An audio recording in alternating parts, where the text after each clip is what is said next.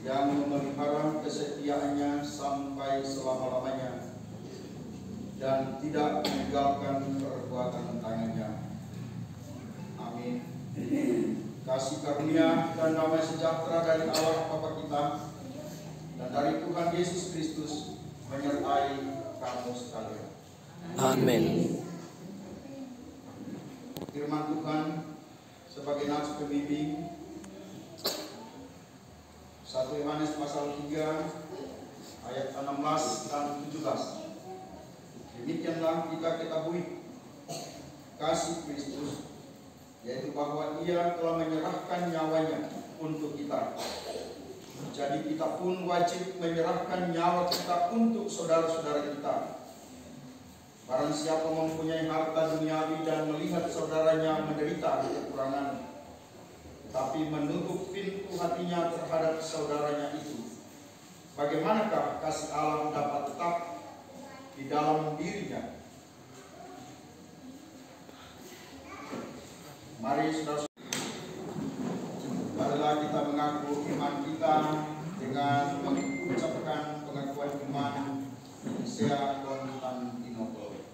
Bersama kita mengucapkan, Aku percaya kepada Allah Bapa yang Maha Kuasa, pencipta langit dan bumi, segala yang kelihatan dan yang tidak kelihatan, dan kepada satu Tuhan Allah yang tunggal, yang lahir dari Sang Bapa sebelum ada segala zaman, Allah dari Allah, terang dari terang, Allah yang sejati dari Allah yang sejati, diperanakan bukan dibuat, sehakikat dengan Sang Bapa, yang dengan perantaranya segala sesuatu dibuat, yang telah turun dari sorga untuk kita manusia dan untuk keselamatan kita, dan menjadi daging oleh Roh Kudus dari anak darah Maria, menjadi manusia yang disalibkan bagi kita di bawah pemerintahan Pontius Pilatus, menderita dan dikuburkan, yang bangkit pada hari ketiga sesuai dengan isi kitab-kitab,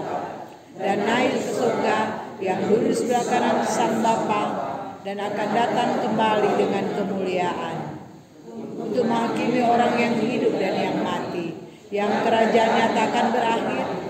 Aku percaya kepada Roh Kudus yang adalah Tuhan dan yang menghidupkan, yang keluar dari Sang Bapa dan Sang Anak, yang bersama-sama dengan Sang Bapa dan Sang Anak disembah dan dimuliakan, yang telah berfirman dengan perantaran para nabi. Aku percaya kepada satu gereja yang kudus dan am dan rasuli. Aku mengaku satu baptisan untuk pengampunan dosa. Aku menantikan kebangkitan orang mati dan kehidupan di zaman yang akan datang. Amin. mari bersama kita menyanyi. damai di hati. Damai di hati. Shalom. Kami seperti udang yang kena desis.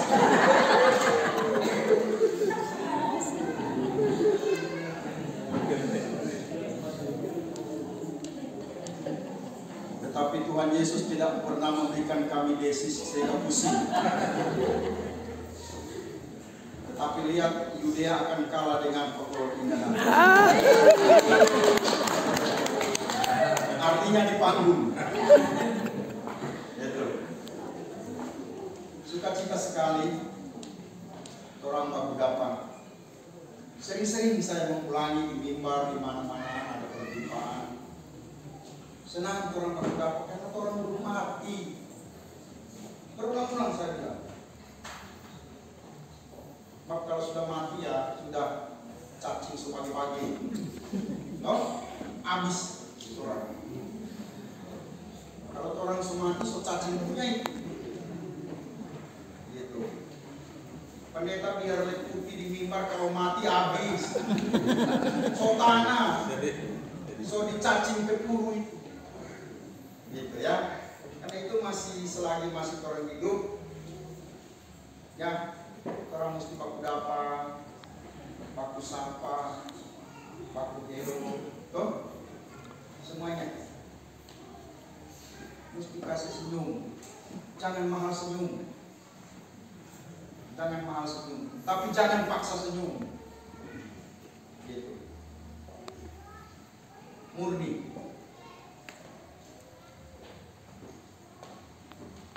Orang senang sekali.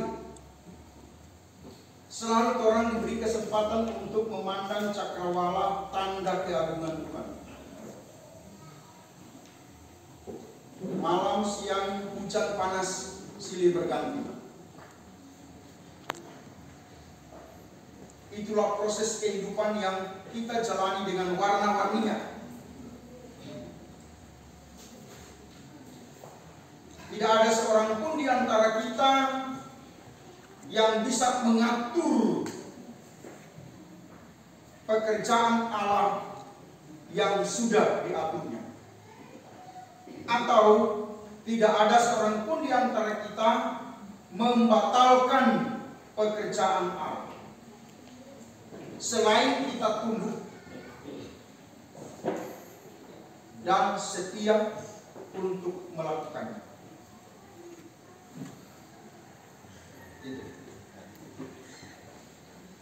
Kita sudah berada di dalam suatu suasana di mana kita akan menghadapi Natal.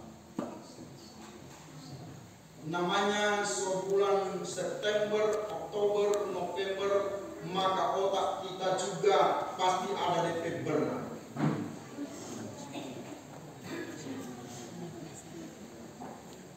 Otak kita akan terarahkan pada bagaimana mempersiapkan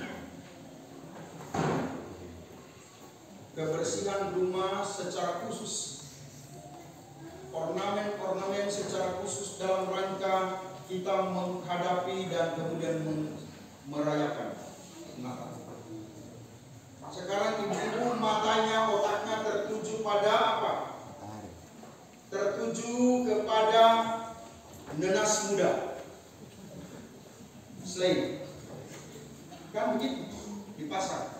Bagus tuh, apa namanya? Kalau baca di pasar, mantap itu nenas itu. Lalu mulai Pak Dekat dan bertanya, berapa itu om? Sekarang juga penatua diaken sudah mulai terarahkan otaknya untuk melihat bagaimana tabungan yang ada di kolong. Semulai deg-degan. Jangan-jangan nanti bermasalah pada saat pembagian tabungan. Gitu. Sudah mulai deg-degan. Ini konteks kita. Dimanapun. Tapi saya percaya penatua diaken yang ada di Bukit Tinggi enjoy semuanya. Tidak ada yang deg-degan untuk menghadapi Desember yang semakin dekat dengan tabungan-tabungan yang ada di kolong. Dia kaum bapak maupun wanita kaum ibu. Selain anak-anak sekolah minggu dan remaja pemuda.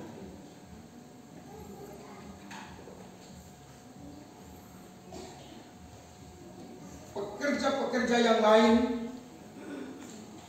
pikirannya, perasaannya terarahkan pada persiapan bagaimana kebutuhan nanti. Apalagi tanggal 25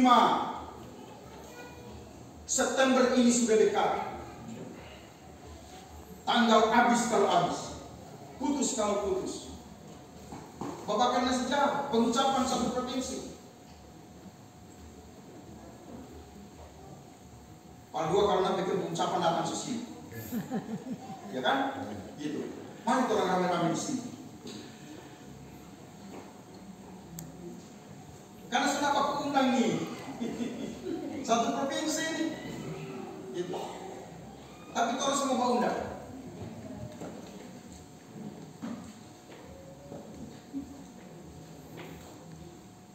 Pendeta sudah undangan, Pak Diaken Reli. Sudah undangan. Pendeta sudah undangan, Pak Pendeta Bapak, Pak Heri Kilwai. Udang apa namanya? Udang paru, kelapa paru. Dia semua siapkan desis ini seperti itu. Jadi jangan mengingat itu desis kom di identikan dengan majelis tadi. Ya, gitu. Dia akan pindah sesiapkan di Petampa, mau makan di sana. Artinya apa? Artinya bahwa berdasarkan komitmen bersama bahwa kita akan menaikkan pujian syukur dan nyanyian doa kepada Tuhan melalui pengucapan syukur yang dilaksanakan secara bersama. Konteks kita sekarang. Nah, dalam rangka itulah maka kemudian kita diajak untuk memahami bagian daripada firman Tuhan yang mengedepankan tentang keseimbangan hidup, seimbang satu dengan yang lain.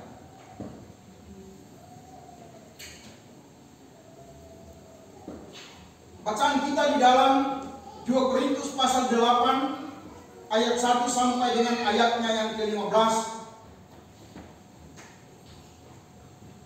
berbicara tentang bagaimana iman itu harus dibuktikan secara real. Sebab iman itu tidak hanya berbicara secara abstrak yang tidak terukur, berbicara tentang masa depan yang masih sangat jauh. Iman itu tidak hanya berbicara tentang hal-hal yang belum jelas, namun dipercaya. Iman itu tidak hanya persoalan tentang sebuah keyakinan yang pasti akan terjadi jauh ke depan. Misalnya pengharapan kita bahwa kita sesudah mati kita dibangkitkan oleh Tuhan, diadili, dan kita sudah ada jaminan satu tiket, yaitu karena kita percaya berarti kita sudah ada tiket masuk surga. Mana tiket itu? Yohanes 3 ayat 16. Asal percaya tidak binasa. Kalau tidak binasa berarti hidup kekal. Hidup kekal tidak di dunia, tetapi hidup kekal itu di surga. Di mana surga itu? Itu persoalan. Surga menunjuk pada tempat atau menunjuk pada suasana? Ini persoalan iman kita. Jadi iman tidak hanya berbicara soal seperti itu, tetapi iman juga berbicara tentang soal yang dapat dibuktikan, yang dapat diukur.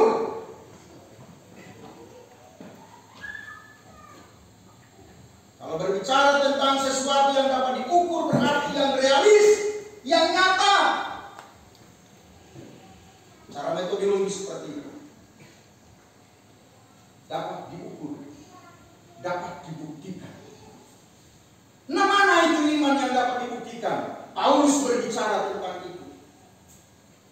Berbicara tentang bagaimana orang-orang yang ada di Korintus yang dianggap sudah mapan, sudah kaya secara finansial, mereka itu sudah dianggap sebagai jemaat yang mapan dalam hal intelektual, kepandaian, soal ilmu, dorang sebagus dorang.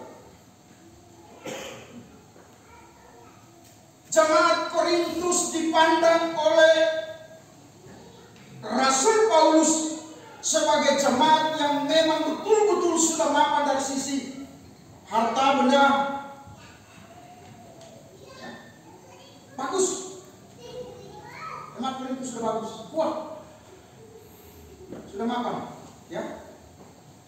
Tetapi ada kekurangan yang dilihat dalam hal untuk saling membantu. Dorang masih kecil sekali.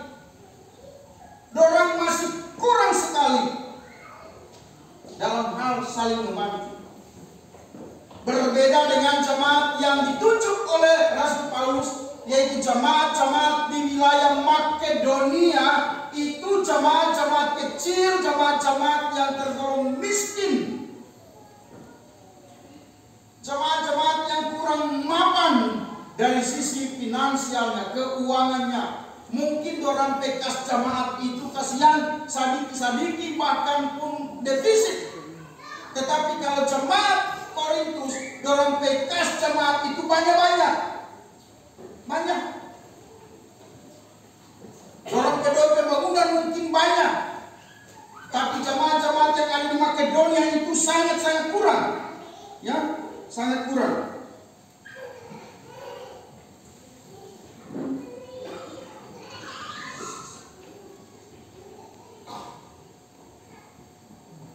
Jemaat-jemaat mana saja itu yang dianggap masih sangat kurang, yang mungkin kalau dibahasakan dengan kondisi sekarang ini, DPKS itu defisit, tidak mampu untuk membiayai pelayanan. Jemaat mana saja? Antara lain adalah jemaat Filipi, jemaat Tesalonika, jemaat Berea. Jemaat-jemaat itu di wilayah Makedonia. Berarti kalau sekarang orang mau lihat jemaat Tumpaan, jemaat Walensori, jemaat Bukit Tinggi, jemaat Mahembang, jemaat yang ada di wilayah Yosekam, Kora-Kora, ya, Parentek dan sekitarnya. Mungkin seperti itu. Jemaat-jemaat ini dilihat oleh Rasul Paulus sangat miskin. Tetapi ada jemaat yang paling miskin di antara mereka, yaitu jemaat Yerusalem. Dalam kondisi ini, Yerusalem menjadi tujuan untuk dilayani. Jadi tujuan untuk dilayani. Jadi tujuan untuk dikuatkan. Jadi tujuan untuk dibangun. Paulus melihat sebagai seorang rasul, Paulus melihat bahwa ada jemaat-jemaat yang kuat harus membantu jemaat yang lemah, dan jemaat yang lemah harus dibantu, dan karena itu menjadi kuat. Ia membangun apa yang disebut keseimbangan, teologi keseimbangan.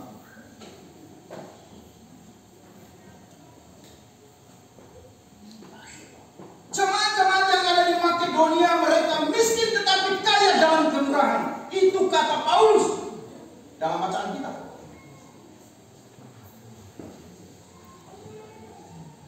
Meskipun mereka miskin, tetapi mereka berusaha untuk mengumpulkan sumbangan. Untuk apa? Untuk membangun jemaat Yerusalem.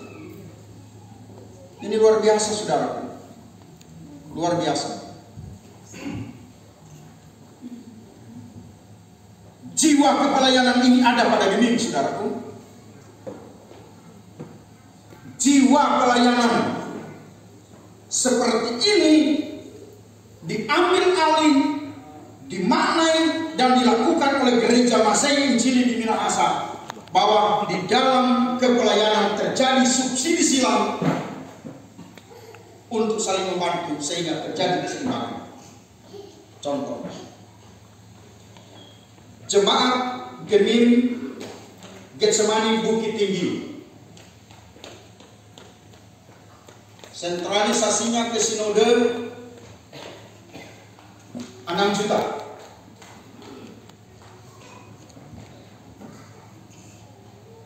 Kemudian jemaat Mahembang,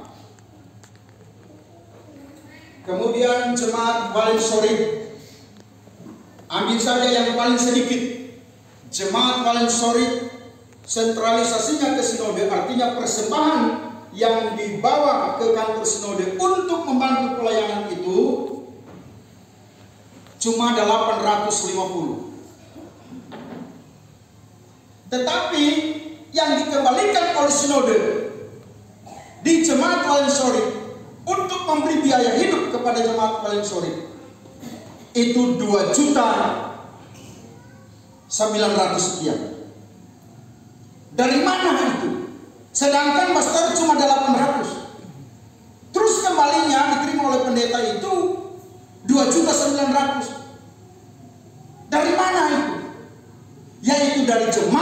Yudea Kaldua, dari jemaat Yosef Kan Kora-Kora, dari jemaat Batra Lamuan Amena. Itu subsidi semua. Jemaat yang kuat membantu jemaat yang lemah.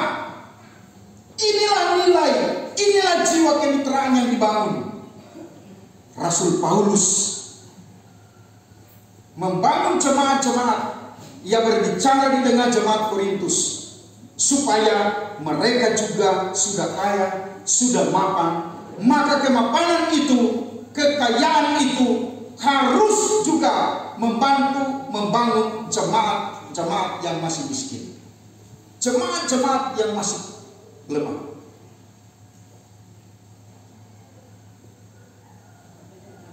Jadi kalau begitu, saya katakan tadi, iman tidak hanya berbicara sesuatu yang masih abstrak, yang masih belum jelas, tetapi iman juga berbicara dan harus menjawab kebutuhan-kebutuhan real. Kalau begitu, iman bisa diukur apa tidak? Jawabannya bisa. Apa buktinya? Bagaimana cara mengukur iman? Rasul Paulus mengatakan, bantu yang kuat, bantu yang lemah. Finansial dari jemaat yang lemah, yang masih miskin, jemaat Yerusalem yang menjadi fokus bantuan ini harus dibantu oleh jemaat-jemaat, termasuk jemaat Korintus, jemaat yang sudah kuat. Jangan hidup sendiri, jangan kencudu, tetapi harus berbagi, Karena itu Rasul Paulus sangat-sangat jelas untuk mengatakan, maka hendaklah sekarang ini kelebihan kamu mencukupkan kekurangan mereka, agar kelebihan mereka kemudian mencukupkan kekurangan kamu, supaya ada keseimbangan, bisa berjalan bersama. Yang miskin tidak risih berdiri bersama dengan yang kaya. Yang kaya tidak boleh pandang enteng yang miskin. Ini yang mau ditekankan dalam bacaan ini, supaya ada keseimbangan, supaya bertumbuh bersama, supaya kuat bersama. Karena yang lemah dibantu oleh yang kuat, yang berat dipikul sama-sama.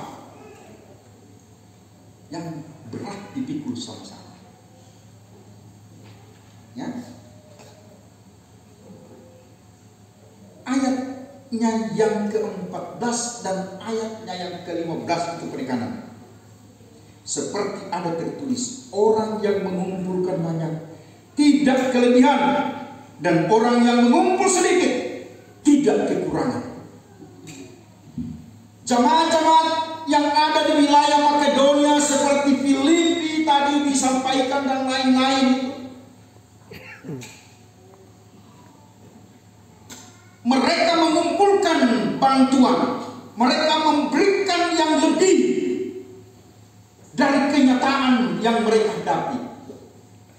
Mereka miskin, dana pelayanan mereka kurang sekali.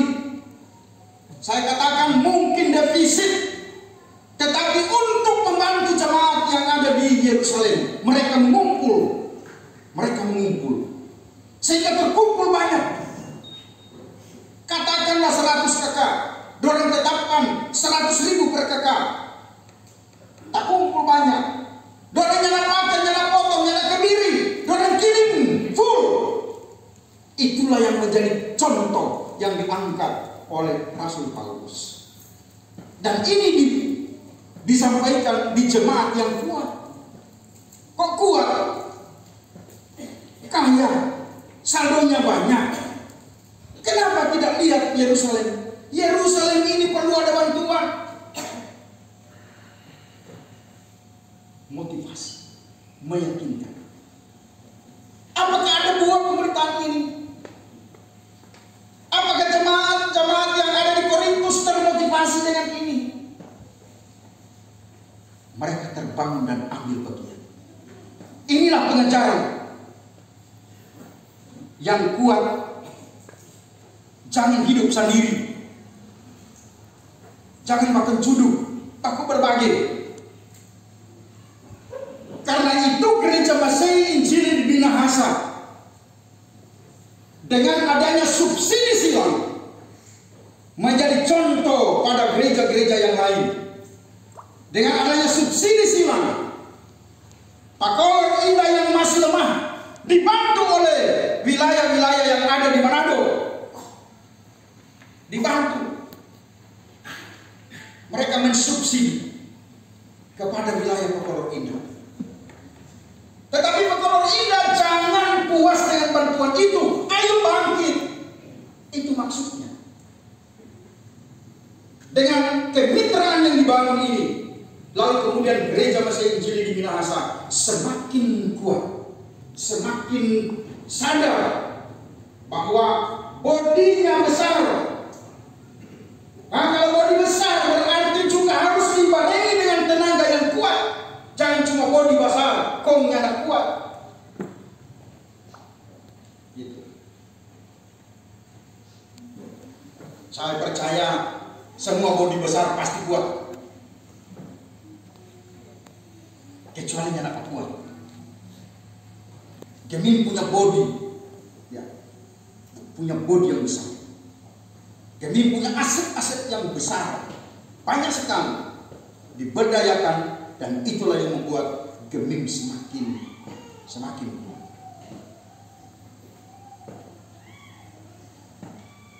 Pendeta-pendeta diletakkan pada satu sistem yang sama. Jangan pilih tampak. Begitu. Jangan beda-bedakan tampak. Di jemaat Yudea Paldua, oke, pendetanya harus dimutasi. Jemaat Getsemani, Bukit Tinggi, tidak oke, jemaat itu harus, pendeta itu harus dimutasi. Jemaat Balai Sore tidak oke, jemaat Lamongan, Bahtera Omongena oke, mutasi semuanya. Semua karena ada sistem yang mengatur, maka semua tunduk. Tidak boleh, bukan masanya lagi jemaat berdemo untuk menahan pendeta. Ketika ada jemaat yang berdemo menahan pendeta, pendetanya yang jadi korban. Kulkas. Berarti tidak mampu membina jemaat, tidak mampu membina majelis. Kenapa? Karena orang anggap itu pendeta yang bagus, orang punya, bukan Gemim punya. Senang sekali saya di sini. Senang. Saya senang sekali. Kesenangan saya tidak bisa diucap. Isi daripada kesenangan saya. Senang karena apa? Senang karena apa? Senang karena apa? Tetapi intinya adalah pendeta Ramben Cipina. Itu intinya. Demi Gemim. Demi pekerjaan Allah. Demi misi Allah. Pendeta Rambi sebagai hamba tunduk. Tidak bisa membela dia. Kita kok masih suka, kita senang. Tidak bisa. Seorang hamba mesti tunduk dan ikut Tuan Pemau. Sama Tuan kita. Dia yang mendirikan jemaat ini. Dia yang adalah kepala jemaat ini. Siapa dia? Dia Yesus. Yesus yang telah membuktikan cinta kasih-Nya kepada gereja untuk menyelamatkan gereja, untuk membangun gereja, untuk memperlengkapi gereja, untuk memberi tugas kepada gereja, untuk hormat dan kemuliaan namanya. Dasar apa dan di mana Yesus mendirikan gereja? Dasar daripada pendirian gereja. Apa dari dasar Yesus kasih berdiri di gereja? Ketika Yesus bertanya kepada Simon Petrus atau kepada murid-murid yang lain, kata orang, siapa aku ini? Murid-murid bilang, nabi atau salah seorang nabi, ya, Nabi Elia, ada yang bilang begitu. Tapi Yesus potong. Ya sudah Jo, itu kata orang. Menurut kamu siapa kita? Siapa? Kata Yesus, menurut kamu siapa aku? Siapa yang jawab kira-kira? Siapa? Petrus. Engkaulah Mesias, anak Allah, kata Simon. Yesus bilang apa? Pada hari ini aku mendirikan jemaatku, dan engkau disebut batu kayu. Petrus adalah batu kayu. Karena pengakuan Yesus adalah Tuhan, dalam pengakuan itulah berdiri gereja.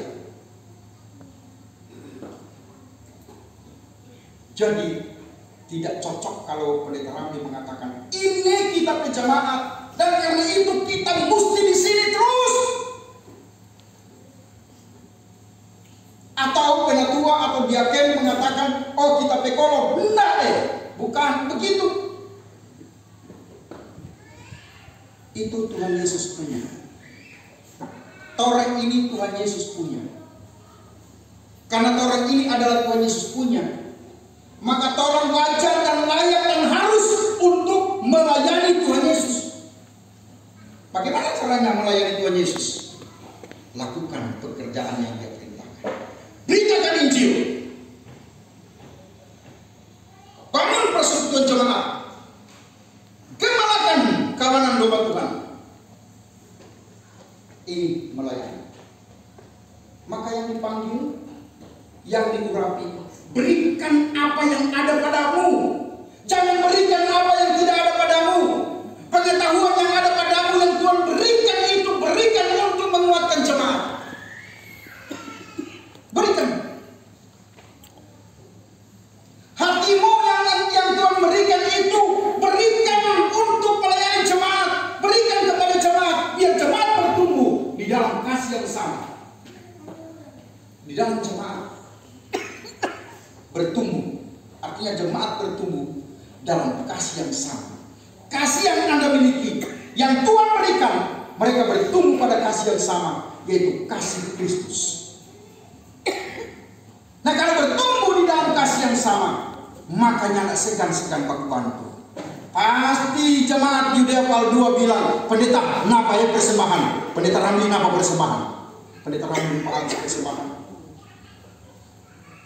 Gentle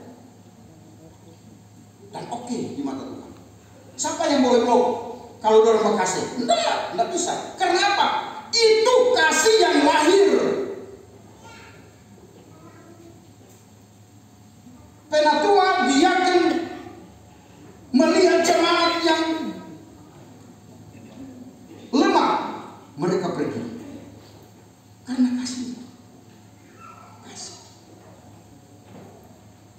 Jadi sekali lagi Rasul Paulus menekankan di sini adalah hidup seimbang, yang lemah bisa berdiri bersama dengan yang kuat membantu yang lemah agar terjadi keseimbangan yang luar biasa. Itu. Orang sondak lama mau pengucapan tanggal 25 masih siap karena orang saling melayani, saling baku panggil jono. Kalau makanan rupa tidak ada tamu, baku panggil jono, orang makan sama-sama, baku panggil. Kalau itu pastori rupa dingin, rupa sebanyak lalat karena rupa tidak ada orang mau antar akan jono, nah gitu. Nah apa-apa kan bagus tuh begini.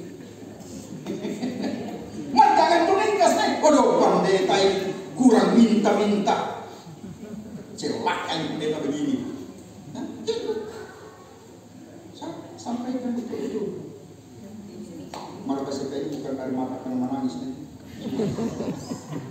Suara. Siapa yang mulai dah kurang kata-kata?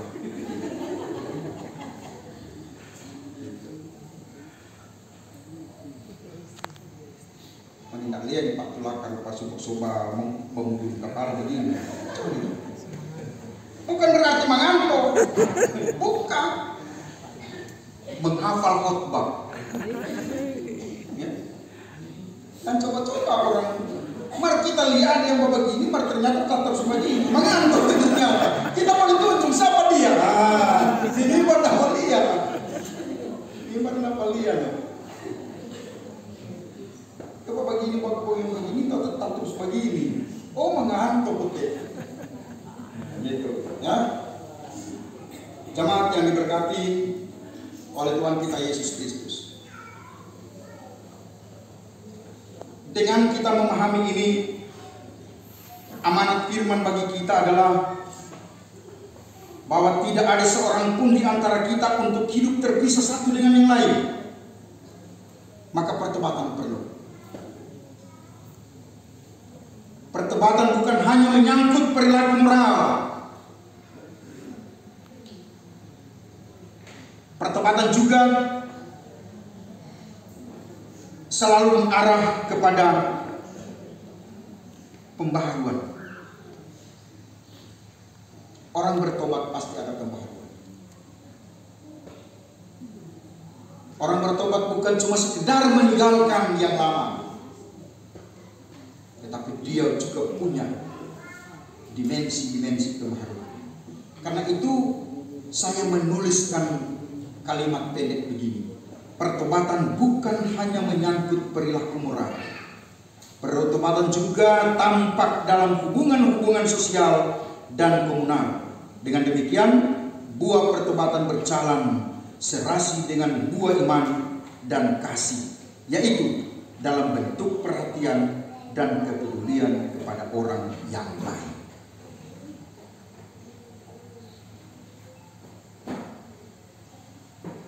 Usahakan vikaris mesti gemuk. Gemuk popojinya,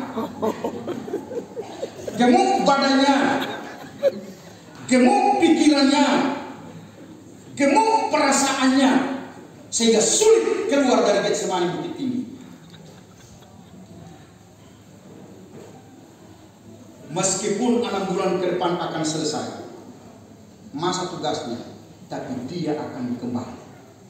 Karena mengingat kasih Kristus ini betul-betul hidup dan dipraktekkan oleh jemaat. Jadi vikaris pendeta Dayana mesti gemuk. Mulai dari gemuk papojinya, gemuk badannya, selubuh. Selubuh bunga. Karena apa? Getaran pendeta lagi bersuara terlalu kuat. Mau bilang vikaris mesti gemuk. Gitu ya. Bunga jadi saksi. Kalau ada orang dalam begini dah, ketika pendeta Randi, vikaris mesti gemuk, pasti dia bilang, Allah, ini bunga. Jadi mesti gemuk. Kedua ya, popojinya gemuk, badannya gemuk, pikirannya gemuk, karena diperkaya dengan pengetahuan praktis tentang jemaat. Hatinya mesti gemuk, karena kasih melihat dan merasakan kasih Kristus itu hidup dan dipraktekkan oleh jemaat. Maka dia senang. Dia diperkaya menjadi seorang pendeta nanti. Jadi mesti gemuk. Mesti gemuk. Pendeta Randi mesti gemuk. Harus gemuk. Sehingga meskipun 1 atau 2 bulan ke depan akan mengadakan serah terima, tetapi kita akan berjumpa dalam waktu-waktu yang betul-betul terencana. Bahwa kita sudah bilang tadi Pak, kita pemampe. Kita pemampe ini karena kita tinggal di DP kamar dulu. Kalau pemuda Poiler itu ada di situ di kamar. Kalau kita merencana datang ke semua telepon, Poler ada ngana di situ, ada. Sudah ngana minggir, kita itu kamar kita mau tidur akan. Berarti Bapak sambung tanpa. Kecuali Mam Heti bilang, sudah selamat terima pendeta Ramli, so bukan terlalu pendeta. Ya sudah, mau cari lagi. Dia Kendokles ada tanpa di situ. Oh, sudah mau terima, bukan terlalu pendeta lagi. Cari lagi. Dia Kendreli masih ada tanpa. Oh, so ada kita punya anak di sini, so ini boleh. Oh, kalau begitu kita semua tanya, kok Mama Edit di situ? Masih ada tuh sebuah di situ, pondok masih kosong. Gitu.